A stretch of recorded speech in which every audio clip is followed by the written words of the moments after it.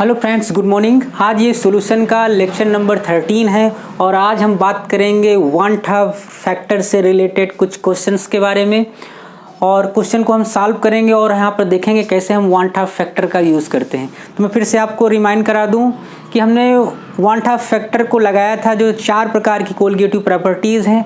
आप देख रहे हैं, एक थे relative lowering of vapour pressure, यहाँ पे आई से मल्टीप्लाई करते हैं। दूसरा था एलिवेशन इन बॉइलिंग पॉइंट और ये है डिप्रेशन इन फ्रीजिंग पॉइंट और ये है ऑस्मोटिक प्रेशर, इसमें आई से हमने मल्टीप्लाई किया है। आई बता दें आई क्या होता है। आई जो है वांट हैव फैक्टर है, यानी वांट हैव फैक्टर को हम आई से डिनोट करते हैं और इसका हम उस समय इस्तेमाल करते हैं जब कोई सॉल्यूशन में जाने पर या तो वो डिसोसिएट होता है या एसोसिएट होता है। अगर नहीं होता है तो उसके लिए क्या वैल्यू होती है। तो फिर से आपको बता दूं जरा सा, डिसोसिएशन के केस में क्या होता है। डिसोसिएशन में आई की वैल्यू ऑलवेज 1 से अधिक होती है। एसोसिएशन में क्या होता है कि मॉलिक्यूल्स कम हो जाते हैं। एसोसिएशन में मॉलिक्यूल्स क्या हो जाते हैं, लेस देन 1, यानी आई की वैल्यू एसोसिएशन के केस में ऑलवेज 1 से कम होती है। और जब ना एसोसिएशन होता है ना डिसोसिएशन होता है, नो डिसोसिएशन और नो एसोसिएशन, तो आई इक्वल टू क्या लिखते हैं 1। अब डिसोसिएशन के केस में क्या होता है कि जो इलेक्ट्रोलाइट्स होते हैं, इलेक्ट्रोलाइट्स जो होते हैं, जैसे कि जितने भी आयनिक कंपाउंड है वो सॉल्यूशन में जाने पर क्या होते हैं, उनकी संख्या बढ़ जाती है। जैसे यहाँ पर बता दिए, हम फिर से बता दूं, जैसे KCl है, ये सॉल्यूशन में जाने पर पोटेशियम और क्लोराइड में टूट जाता है।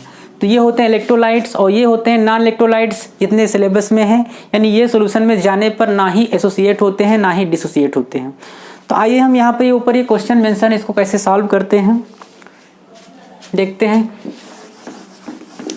आप क्वेश्चन पढ़िए और खुद से ज़रा ट्राई करिए कैसे करना है यहाँ पर। तो देखिए, क्वेश्चन में पूछा गया है कि 0.5 gram of KCl was dissolve in 100 gram of water and the solution originally at 20 degree centigrade froze, मतलब जमना froze at -0.24 degree centigrade. Calculate the percentage ionization of salt. देखिए यहाँ पे ये पॉइंट, इसको जो है फाइंड आउट करना है।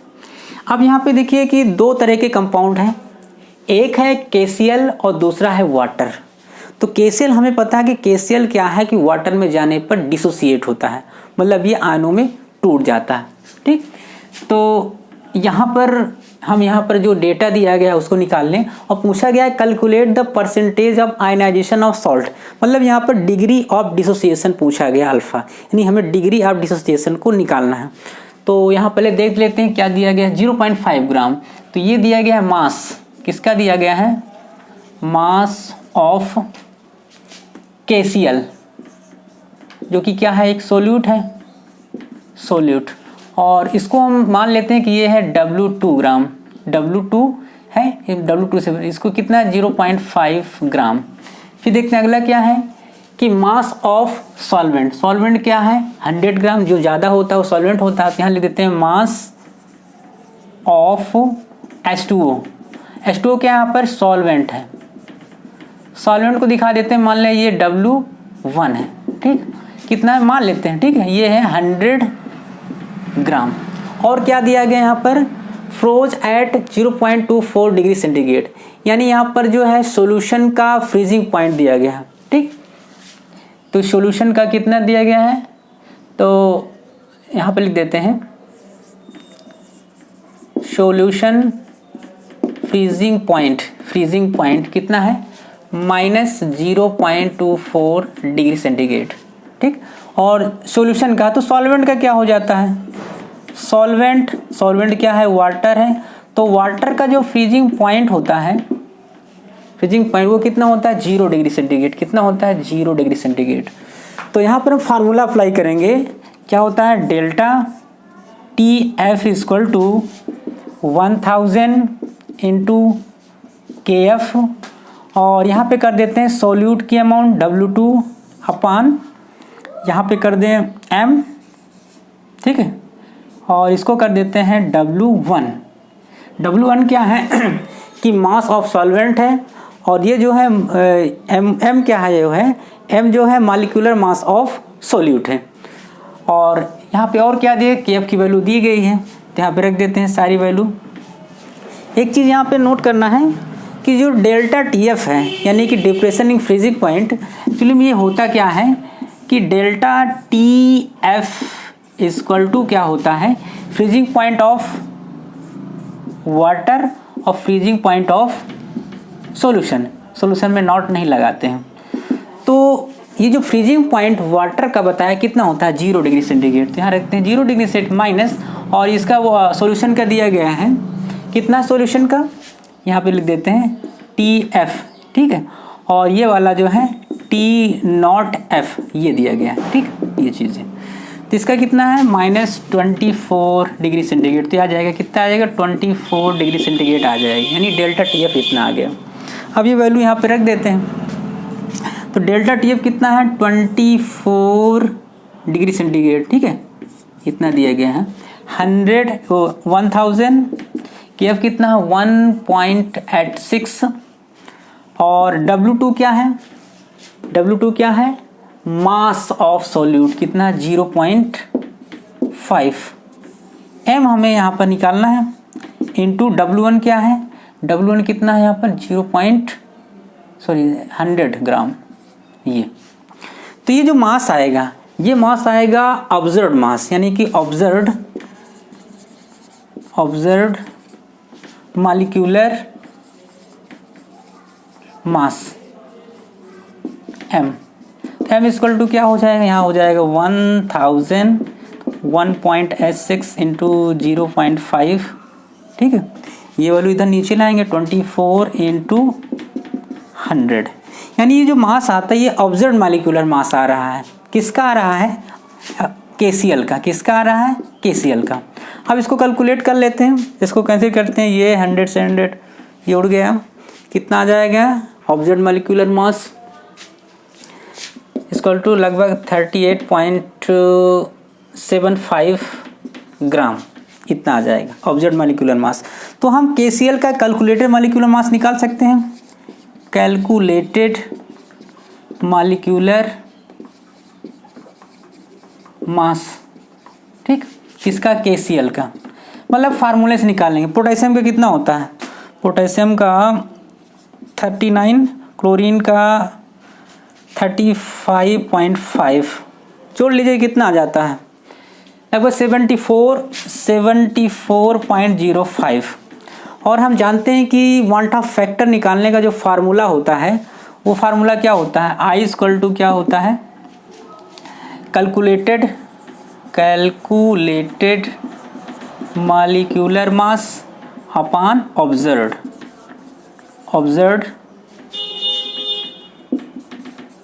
Molecular mass. तो यहाँ से हम I जो है निकाल सकते हैं, तो I इक्वल टू कितना आ जाएगा, यहाँ पे ऑब्जर्व्ड मॉलिक्यूलर मास कितना आया है 38.75, ऑब्जर्व्ड और कैलकुलेटेड इतना आया है, यानी कि 74.05 यहाँ रखेंगे, और ऑब्जर्व्ड वाला कितना आ गया यहाँ पर 38.75।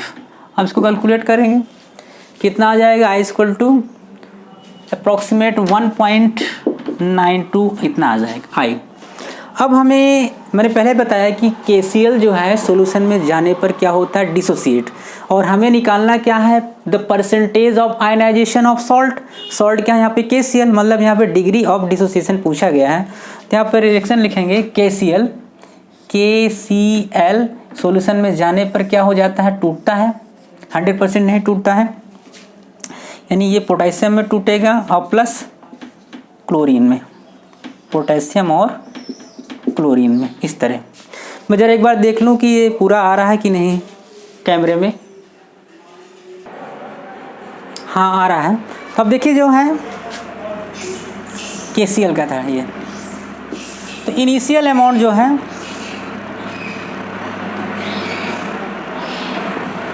इसका मानते हैं 1 मोल था, उस समय तक इसका जो है डिसोसिएशन नहीं हुआ था। इक्विलिब्रियम स्टेट में इससे मान लेते हैं कि अल्फ़ा अमाउंट बाहर निकल जाती है, ये कितना है अल्फ़ा और ये अल्फ़ा, ठीक।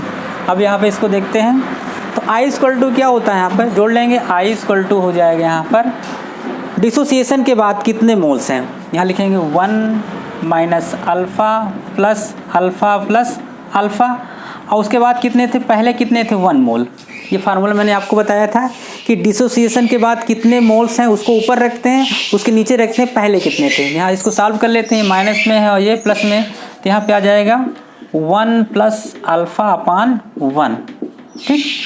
और हमें अल्फ़ा फाइंड आउट करना, और आई यानी कि वांट ऑफ फैक्टर कितना आ गया 1.92, तो यहाँ पे आ जाएगा 1.92 इक्वल टू 1 प्लस अल्फ़ा, और अल्फ़ा क्या है डिग्री ऑफ डिसोसिएशन, यानी 60 कम लिख दे डिग्री ऑफ डिसोसिएशन।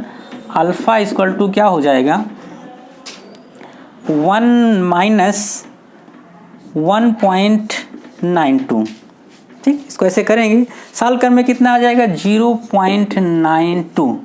अगर इसको आप डिग्री ऑफ डिसोसिएशन को परसेंटेज में निकालना चाहते हैं तो आप क्या करेंगे, इसमें 100 से मल्टीप्लाई कर देंगे, तो 0.92 बराबर कितना आ गया 92%। ये आपका आंसर हो जाएगा, यानी ये डिग्री ऑफ डिसोसिएशन आ गया। तो इस तरह आपको क्वेश्चन को सॉल्व करना है। अब हम देखते हैं कि इसको नोट कर लें, नेक्स्ट क्वेश्चन क्या है। नेक्स्ट क्वेश्चन देखिए, नेक्स्ट क्वेश्चन दिया गया है, इसको सॉल्व करना है। Potassium iodide and sucrose solution with 0.1 molar concentration have osmotic pressure of 0.465 atm and 0.245 atm respectively. Find the wants of factor, यानी यहाँ पर हमें वांट्स ऑफ फैक्टर निकालना है और डिग्री ऑफ डिसोसिएशन। यहाँ पे दो तरह के सॉल्यूशन है, एक है पोटेशियम आयोडाइड का और एक सुक्रोज का। तो जो वांट ऑफ फैक्टर पूछा गया है वो पोटेशियम आयोडाइड के लिए, यानी पोटेशियम आयोडाइड का निकालना, और इसी का हमें निकालना है डिग्री ऑफ डिसोसिएशन, और दोनों की कंसंट्रेशन सेम दी गई है। तो यहाँ पे देखिए पहले दोनों का अलग अलग निकालेंगे। ऑस्मोटिक प्रेशर निकालने का जो फार्मूला होता है, फॉर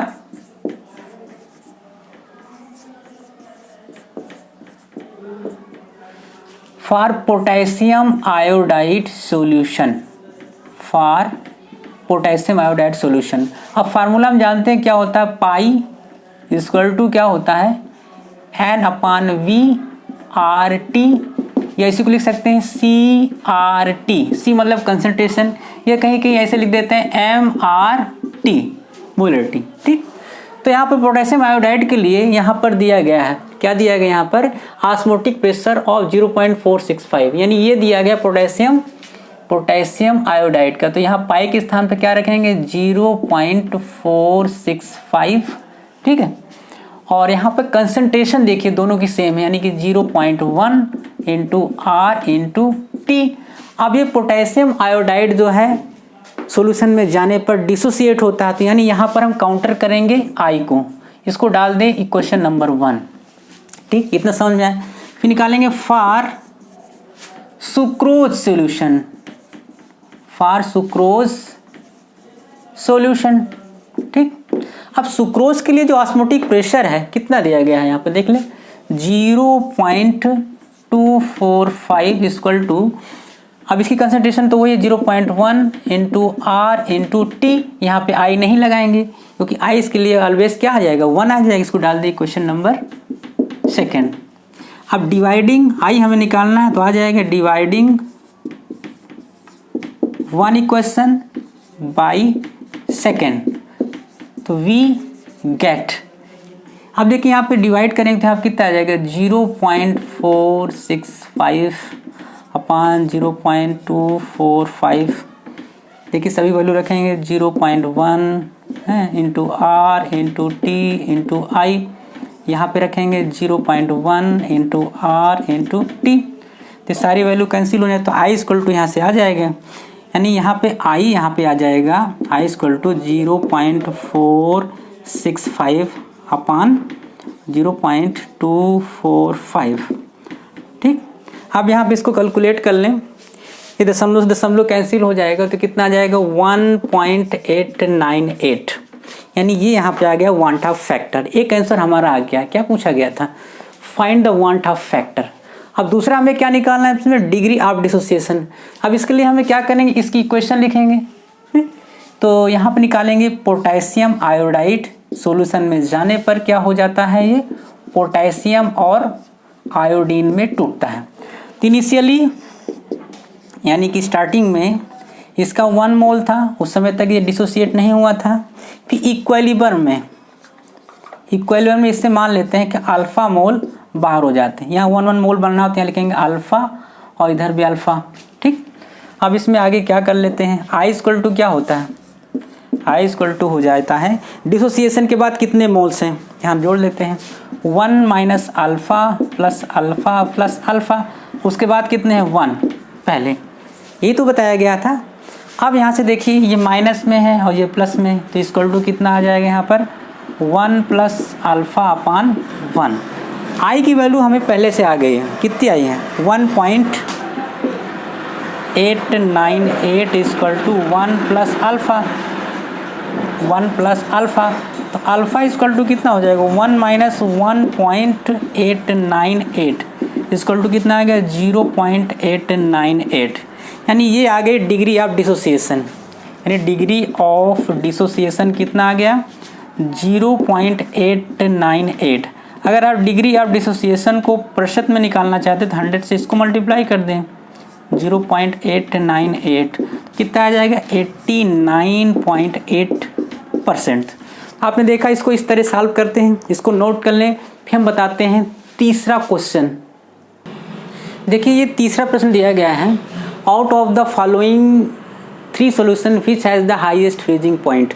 यहाँ पे 3 तरह के सॉल्यूशन हैं, इसमें पूछा गया कि सबसे हाईएस्ट फ्रीजिंग पॉइंट किसका होगा। पहला दिया गया यहाँ पर 0.1 मोलर यूरिया सॉल्यूशन है, 0.1 मोलर बेरियम फास्फेट है, 0.1 मोलर सोडियम सल्फेट है। 3 तरह के सॉल्यूशन है, तीनों में एक चीज़ कॉमन है, तीनों की कंसंट्रेशन सेम है। अब आपको यहाँ पर फाइंड आउट करना है कि किसका फ्रीजिंग पॉइंट ज़्यादा होगा। अब हम जानते हैं कि डिप्रेशन इन फ्रीजिंग पॉइंट का फार्मूला क्या होता है, डिप्रेशन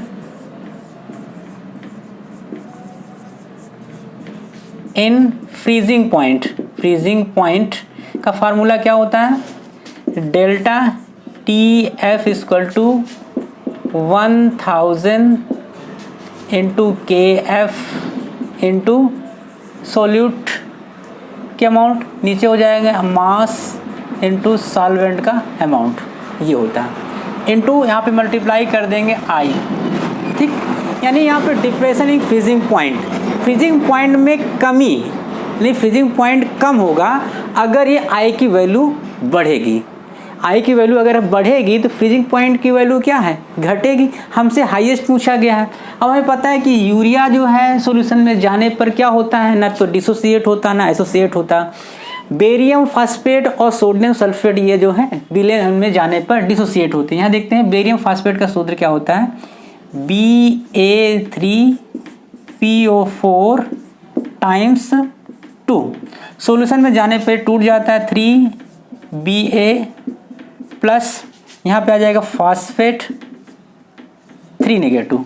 तो इसके लिए अगर हम I बराबर निकालेंगे तो I बराबर यहाँ पे कितने आ जाएंगे, सॉल्यूशन में जाने पर 3 + 1 अपान 1 बराबर कितना आ गया 4, यानी कि बेरियम फास्फेट के लिए इतना आ गया। ठीक, ये दूसरे वाला हुआ। तीसरा जो है क्या है, यहाँ पे सोडियम फास्फेट है। सोडियम फास्फेट का सूत्र क्या होता है, फास्फेट है सल्फेट है तो Na2SO4 ये होता है, Na2SO4 और यहाँ पर ठीक है सोडियम सल्फेट। अब सॉल्यूशन में जाने पर किस में टूट जाता है, यहाँ पर 2 सोडियम प्लस 1 सल्फेट। अब इसके लिए I बराबर निकालें कितना आएगा, 2 + 1 बराबर 1 कितना है 3 आ गया। ठीक, इतना I इक्वल टू, तो हमें यहाँ पर हाईएस्ट जो वैल्यू आएगी, सबसे ज़्यादा हाईएस्ट फ्रीजिंग पॉइंट इसका होगा, क्योंकि सॉल्यूशन में जाने पर ये ना तो डिसोसिएट होता है ना एसोसिएट होता है। क्योंकि यहाँ पर हम I की वैल्यू अगर रखेंगे तो यहाँ पर बेरियम फास्फेट के लिए 4 आ रही है। अगर यहाँ पे हम क्रम देखें कि सबसे लोवेस्ट किसका होगा, तो सबसे लोवेस्ट किसका हो जाएगा, जिसमें I की वैल्यू ज़्यादा हो जाएगी, यानी यहाँ पर बेरियम फास्फेट की जो है यानी फ्रीजिंग पॉइंट सबसे ज़्यादा कम इसका हो जाएगा। ठीक, फिर उसके बाद जो है दूसरे नंबर में कौन सा आएगा, सोडियम सल्फेट ये आ जाएगा। ठीक, और जो सबसे हाईएस्ट होगा वो हो जाएगा यूरिया का। ठीक, यानी इधर ये डिक्रीजिंग ऑर्डर है। ठीक, डिक्रीजिंग ऑर्डर है। ठीक, तो यहाँ से क्लियर हो गया कि इसका जो फ्रीजिंग पॉइंट होगा सबसे ज़्यादा होगा, क्योंकि यहाँ पर बात हो रही है यहाँ पे डाउन होने की, डिप्रेशन हो रहा है। तो ये क्वेश्चन आप यहाँ पे नोट कर लें, फिर मैं आपको बताता हूँ चौथा क्वेश्चन। देखिए यहाँ पर ये चौथा प्रश्न दिया गया है, क्वेश्चन आप पढ़ लें। Which has the highest boiling point and फाई। यहाँ पे देखिए तीनों की कंसंट्रेशन सेम है। 1 मोलर यहाँ पे ग्लूकोज का सोल्यूशन है, 1 molar potassium iodide, 1 molar aluminium nitrate. पूछा गया इसमें हाईएस्ट बॉइलिंग पॉइंट किसका होगा, हाईएस्ट। अब यहाँ पे वही चीज़ देखना है कि कौन सॉल्यूशन में जाने पर डिसोसिएट होता है या कौन नहीं होता है। तो हम जानते हैं कि एलिवेशन बॉइलिंग पॉइंट का सूत्र क्या होता है, delta T B equal to होता है 1000 इंटू के बी इंटू स्मॉल डब्ल्यू, ये हो जाता है सोल्यूट के लिए, एम एंड यहाँ पर कैपिटल डब्ल्यू सॉल्वेंट के लिए। तो इसे यहाँ पे मल्टीप्लाई करते हैं आई से।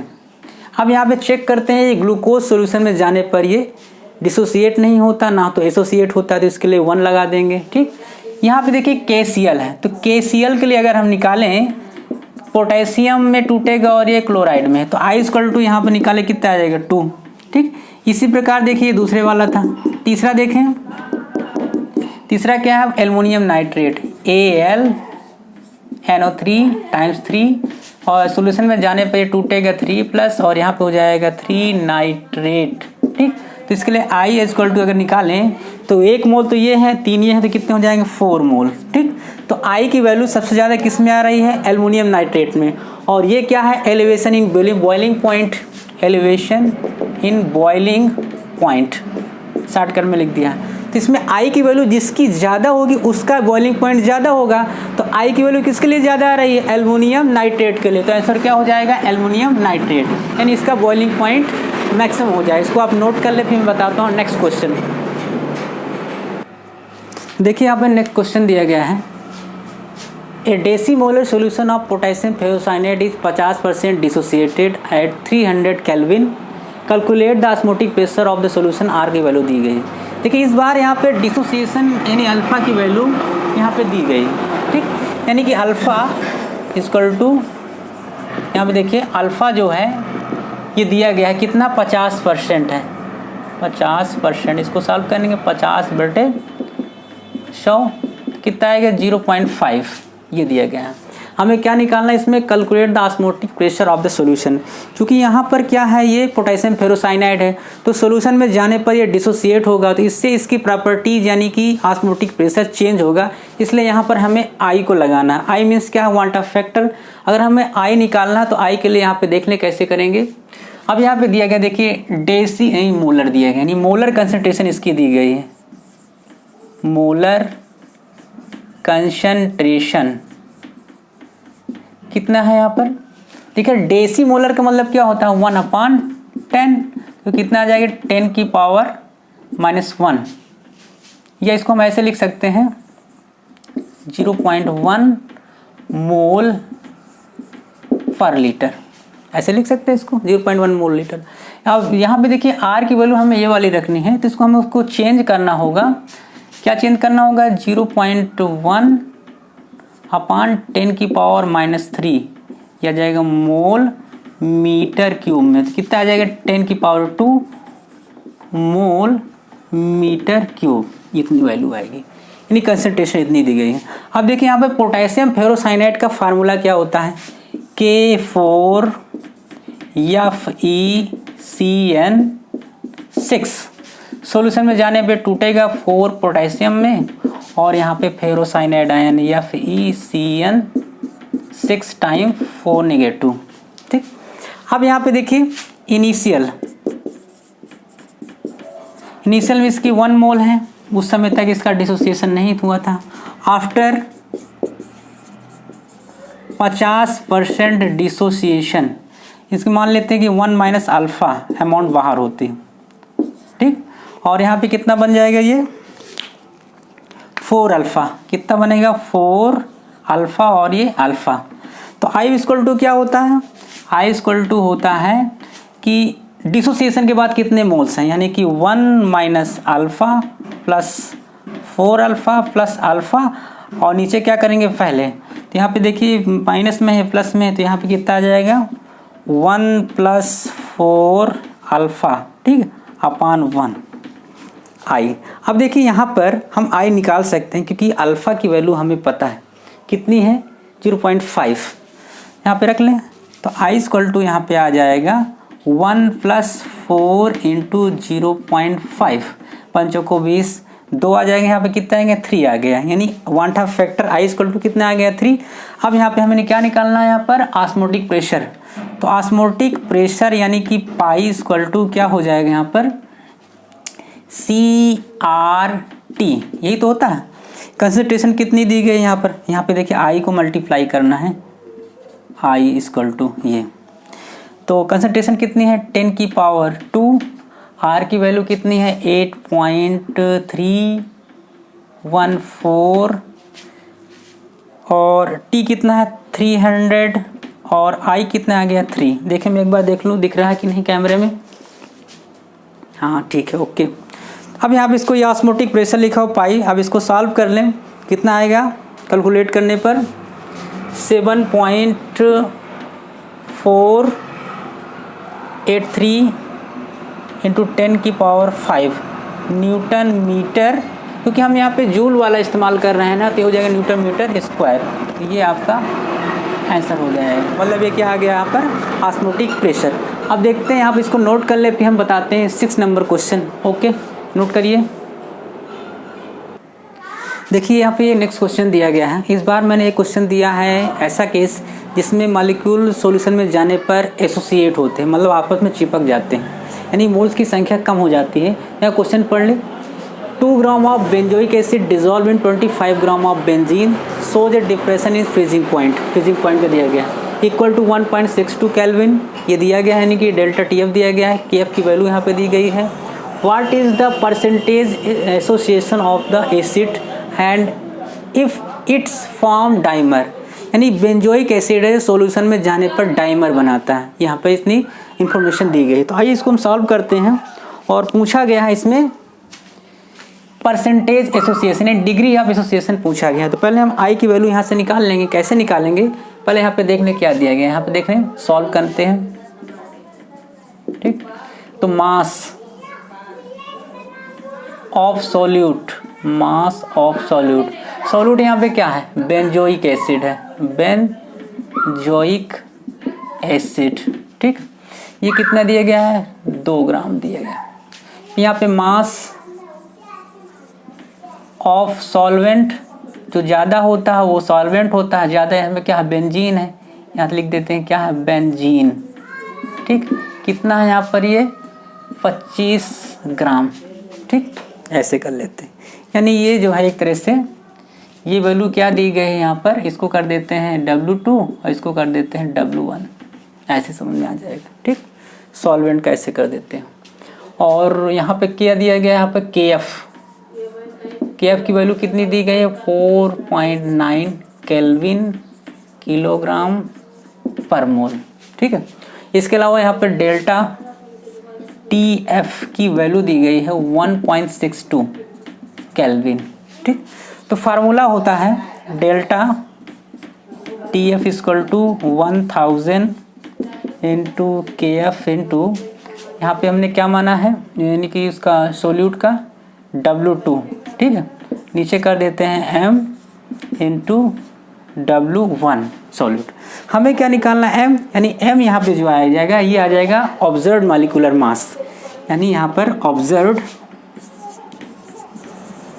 ऑब्जर्व्ड मॉलिक्यूलर मास, यानी कि M इक्वल टू क्या हो जाएगा यहाँ पर 1000 इंटू KF इंटू W2 अपान ये डेल्टा TF नीचे ले आएंगे, ठीक, इंटू W1। अब सारी वैल्यू यहाँ पे रख दें, 1000,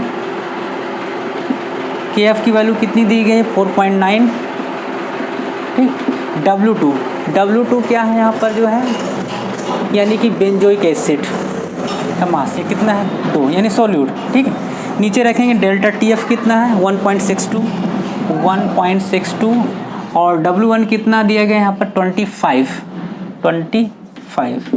अब इसको सॉल्व कर लेते हैं, कितना आ जाएगा, ये ऑब्जर्व्ड मॉलिक्यूलर मास आ जाएगा, ऑब्जर्व्ड मॉलिक्यूलर मास 242 आएगा लगभग।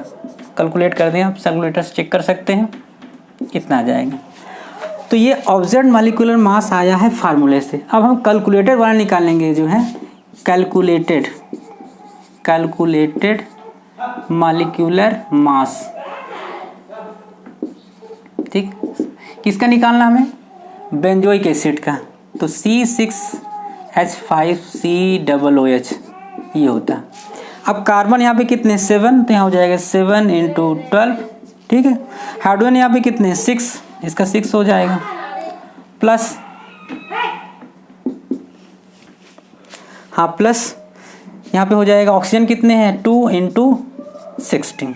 अब यहाँ पे जोड़ने कितना आ जाएगा? यहाँ पर 122। और हम जानते हैं कि I = क्या होता है? क्वांटा फैक्टर। कैलकुलेटेड मॉलिक्यूलर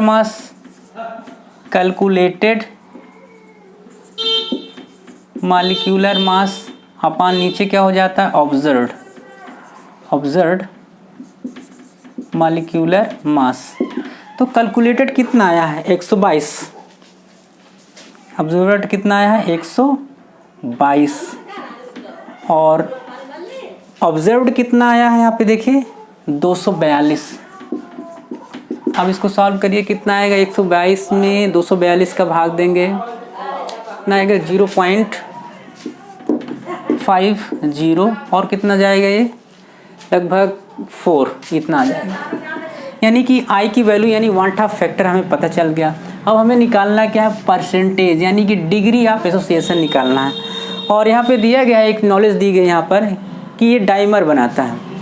तो यहाँ देखते हैं डाइमर कैसे बनेगा। C6H5COOH, ये बेंजोइक एसिड है, यानी 2 मोल्स है।